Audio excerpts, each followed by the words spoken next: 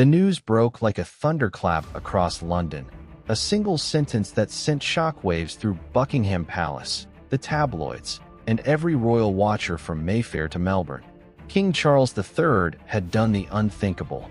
In a private, unscheduled meeting deep within the gilded corridors of the palace, with aides cleared from the halls and the usual layers of protocol stripped away, he had handed his sister, Princess Anne, full authority over the monarchy's most sensitive operations. Not a ceremonial title, not a temporary delegation, full, unfiltered control. And yet, as the first whispers of this decision leaked, another story was unfolding in parallel, one that made the timing of Charles's move not just strategic, but desperate. Because while Anne was being elevated, Prince Harry was spiraling out of control, his latest explosion of controversies threatening to drag the entire House of Windsor into a crisis it might not survive. The contrast could not have been sharper. On one side, the Princess Royal, a woman who had spent a lifetime in the shadows, head down, duty first, never a scandal, never a misstep. On the other, the Duke of Sussex, a man whose every public appearance now seemed designed to provoke, to wound, to burn bridges with the very institution that had once been his birthright.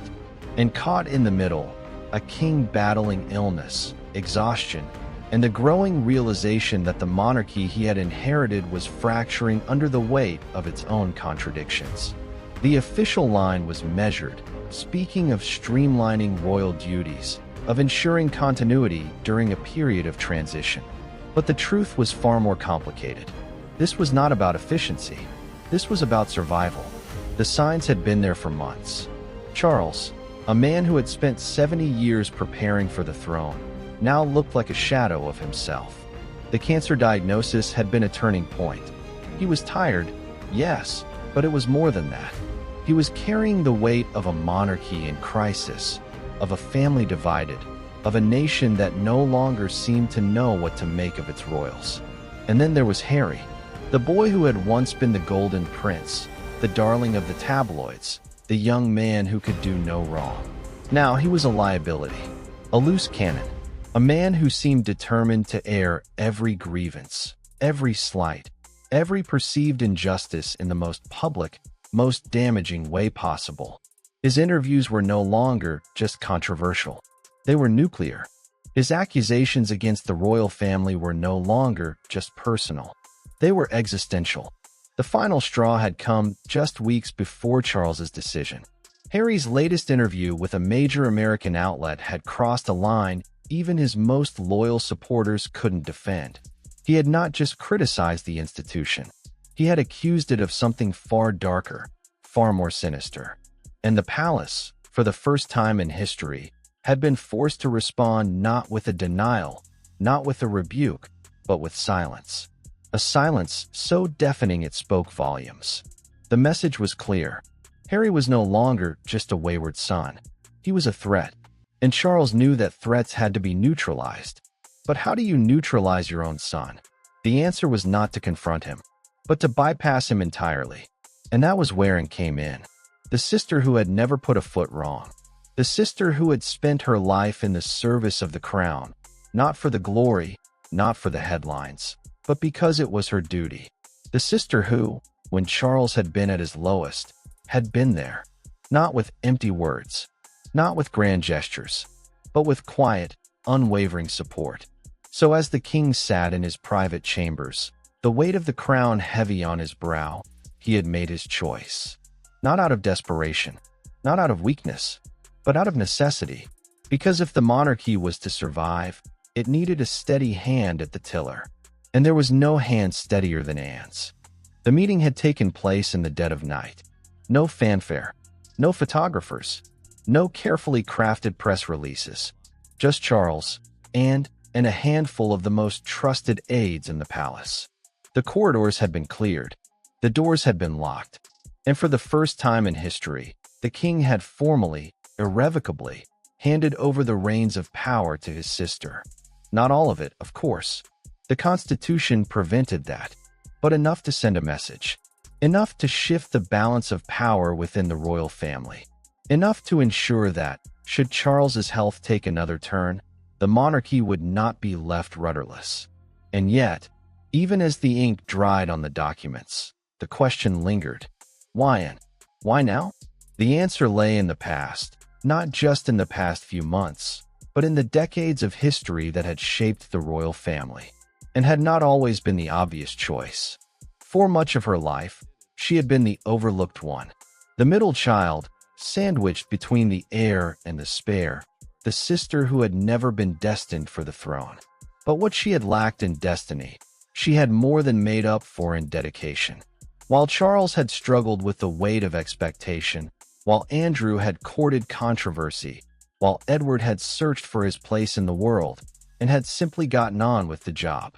No fuss, no drama, no headlines, just duty. And it was that duty that had earned her the respect of the royal family, the admiration of the public, and now, the trust of her king. But it wasn't just about duty. It was about something deeper. Because Anne and Charles shared a history that went beyond the trappings of royalty. They were, in many ways, two sides of the same coin. The siblings who had grown up in the shadow of a mother who had defined an era, of a father who had demanded perfection. And through it all, they had had each other. Not as rivals, not as competitors, but as allies, as confidants. Their bond had been forged in the fires of childhood, in the long, lonely days at Buckingham Palace, in the stifling atmosphere of Gordonstown. Charles had hated it. The cold, the discipline, the isolation, and had endured it alongside him, a steady presence in a world that often felt alien and hostile. When Charles had returned home, broken and miserable, it had been and who had listened, who had understood. That bond had only grown stronger with time. Through the highs and lows of Charles's marriage to Diana, through the scandals, the divorces, the public humiliations, and had remained a constant. And when Diana had died, it had been and who had stood by his side, who had offered the quiet support that had helped him through the darkest days of his life. So when Charles had sat down with and in that private meeting, when he had looked her in the eye and asked her to take on the mantle of authority, it had not been a request. It had been a plea from one sibling to another. But there was more to it than just personal history, because Anne was not just a sister. She was a royal, and as a royal, she had spent a lifetime preparing for this moment. Her resume was the perfect antidote to the chaos that Harry's actions had unleashed. While Harry had spent the past few years in California, courting controversy and chasing headlines, and had been the embodiment of stability, she had taken on more engagements than any other royal, year after year. She had traveled the world, representing the crown with a dignity and grace that had earned her respect.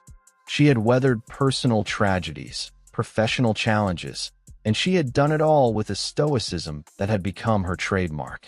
And perhaps most importantly, she had never, not once, put a foot wrong. No scandals, no controversies, no tell-all interviews. Just duty, just service. And then there was Harry, the boy who had once been the Golden Prince.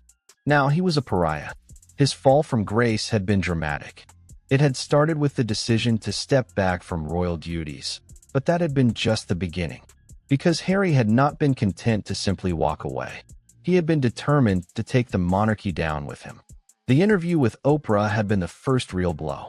The world had watched, stunned, as Harry and Meghan had laid bare the struggles of royal life. But it had been the accusations that had really cut deep. The suggestion about concerns over their child's skin color. The claim that the royal family had failed to protect Meghan. The palace had been left reeling. But Harry had not stopped there. The Netflix documentary had been a masterclass in how to alienate every remaining ally.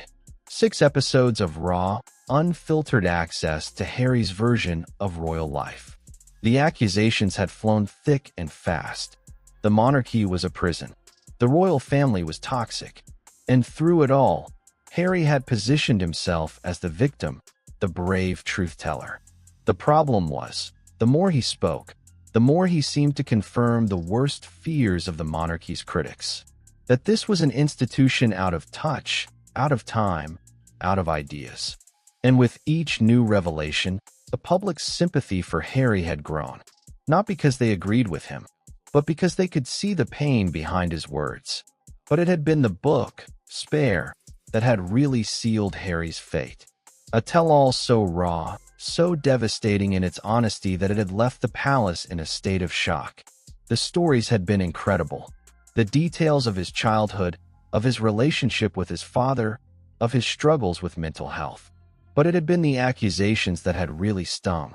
The suggestion that Charles had been a cold, distant father, that William had been a bully, and perhaps most devastating of all, the revelation about his time in Afghanistan. The book had been a bestseller, a global phenomenon, but it had also been a turning point. For the first time, the monarchy had realized that Harry was not just a problem. He was a crisis that threatened to consume them all. The interviews continued. The accusations kept coming. The rift between Harry and his family seemed to grow wider with each passing day. And Charles had known that something had to change. Because if the monarchy was to survive, it could not afford to be constantly on the back foot, constantly reacting to Harry's latest explosion. It needed a steady hand at the tiller. And there was only one person for the job. And the contrast between Anne and Harry could not have been more stark. While Harry had spent the past few years courting controversy, chasing headlines, and burning bridges, and had been the embodiment of stability, she had taken on more engagements than any other royal. She had traveled the world, representing the crown with dignity. She had weathered storms with a stoicism that had become her trademark. And perhaps most importantly, she had never put a foot wrong. So as Charles had sat in his private chambers, he had made his choice.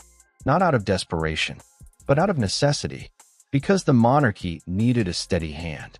And there was no hand steadier than Anne's. But the decision to elevate Anne was not just about Harry. It was about something far bigger. The monarchy was facing a crisis of relevance, a crisis of purpose, a crisis of identity. The signs had been there for years. The slow but steady decline in public support. The growing sense that the royal family was out of touch, out of time. The scandals, the controversies, the endless stream of headlines. And then there had been the death of the Queen. A moment that should have been a turning point, a chance for the monarchy to reinvent itself. But instead, it had been a wake-up call. Because with the Queen gone, the monarchy had lost its anchor, its heart, its soul. And in her absence, the cracks had begun to show. The divisions within the family, the tensions between the generations, the growing sense that the monarchy was no longer a unifying force, but a divisive one. And into this maelstrom had stepped Harry, not as a reformer, but as a wrecking ball. A man who seemed determined to tear down the very institution that had given him everything. With each new interview, each new tell-all, he had exposed the monarchy's vulnerabilities, its hypocrisies, its darkest secrets to the world. And with each new revelation, the public's faith in the monarchy had eroded a little more. Not because they agreed with Harry, but because they could see the truth in his words. The pain, the hurt, the sense of a man who had loved his family, his country, his role, and had been cast aside. But there was another layer to this crisis. A layer of finance. Because the monarchy was not just a family. It was a business. A multi-billion-pound enterprise that relied on public support, on goodwill, on the perception of stability. And with each new scandal, that perception was being chipped away. The tourism dollars were at risk. The sponsorship deals were drying up. The value of the royal brand was plummeting. And the worst part? There seemed to be no end in sight. Because Harry was not done, the interviews continued. The accusations kept coming. And the monarchy now found itself on the brink. Not because of an external threat, but because of one of its own. And so, as Charles had sat in his private chambers, he had known that something had to change. The monarchy could not afford to be constantly on the back foot. It needed a steady hand, a voice of reason, a leader who could guide it through the storm. And there was only one person for the job, Anne. But the decision to elevate Anne was not just about damage control. It was about something far more strategic. Because and was not just a safe pair of hands. She was a symbol of everything that the monarchy stood for. Duty, service, sacrifice, stability. And in a world that seemed to be spinning out of control, and was the one person who could restore a sense of order. She was the anti-Harry, the stability to his chaos, the duty to his defiance. And by elevating her, Charles was sending a message, not just to the public, not just to the palace, but to Harry himself. A message that said, "We will not be defined by your controversies. We will not be consumed by your chaos. We are bigger than you, bigger than your scandals, bigger than your tell-alls, and we will endure." But there was one more layer to this story, a layer of the supporting characters, the people who had stood by Anne, who had shaped her, who had helped her become the woman she was today. And at the heart of that story was Sir Timothy Lawrence, Anne's husband, her rock, her confidant, a man who had spent his life in the shadows, content to let others take the credit. But to those who knew him, Timothy was the very embodiment of the values that the monarchy stood for. Duty, loyalty, discretion. Theirs had been a love story that had unfolded in the most unlikely of circumstances. And the Princess Royal, Timothy, a naval officer. They had met at a polo match, and from the very beginning, there had been a connection, a spark. Their relationship had not been without its challenges, and had been married before.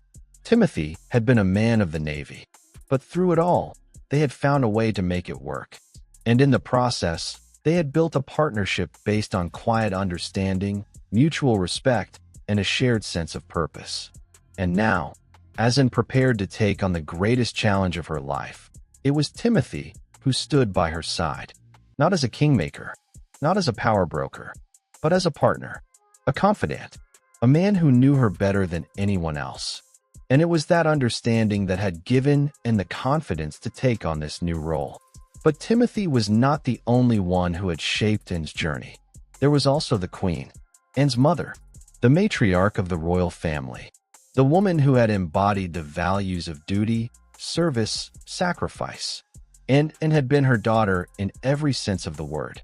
The Queen had seen something in Anne from the very beginning, a strength, a resilience, a sense of duty that went beyond the trappings of royalty, and she had nurtured it, encouraged it, given Anne the space to grow.